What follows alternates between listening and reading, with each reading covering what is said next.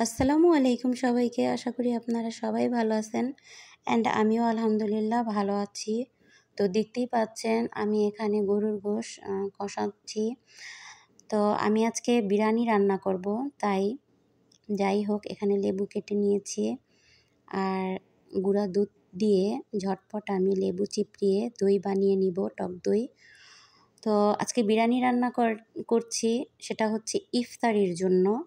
এখানে ইফতারির জন্য কেন বিরিয়ানি রান্না করছি, কারণটা হচ্ছে ও ইফতারির পরে কাজের উদ্দেশ্যে চলে যায়। তো যেহেতু ও কাজের উদ্দেশ্যে চলে যায়, দেন আবার সাহারির 1 ঘন্টা আগে বাসায় আসে। তো এর জন্য আমি একটু ভারী খাবার রান্না করি বা ভারী কোনো কিছু ওকে দেওয়ার চেষ্টা করি। কারণ কি, ভাজা পোড়া খেয়ে এত ঘন্টা বাহিরে থেকে মানে সেজন্যই সারাদিন রোজা রেখে ভাজা পোড়া খেয়ে আবার বাহিরে কাজের উদ্দেশ্যে এত ঘন্টা থাকবে, এর জন্যই আমি এক এক দিন এক এক রকম রান্না করার চেষ্টা করি। তো বিরিয়ানি এই পর্যন্ত 3-4 দিন রান্না করা শেষ। আর হচ্ছে এখানে প্রচলিত খাবার খেপসা, তারপরে আবার ব্রোস্টেড আছে।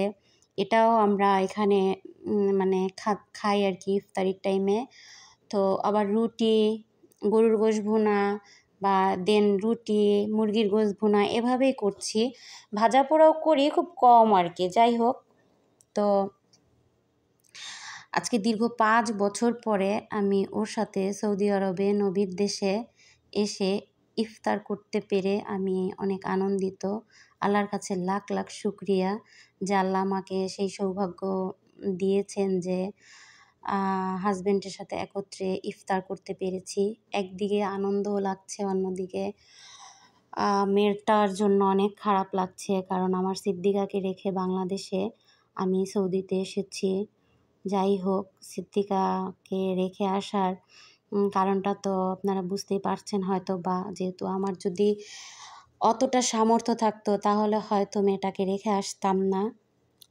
তো এর পরবর্তীতে আল্লাহ যেন আমরা যেন মা মেয়ে একত্রে আবার সামনের বছর রমজান পালন করতে পারি।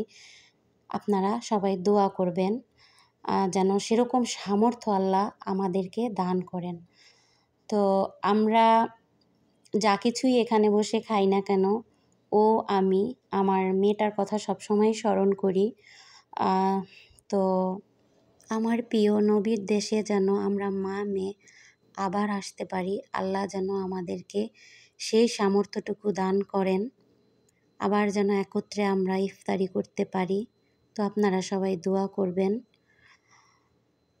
আজকের ভিডিওটি এই পর্যন্তই। সবাই ভালো থাকবেন। আল্লাহ হাফিজ সবাইকে।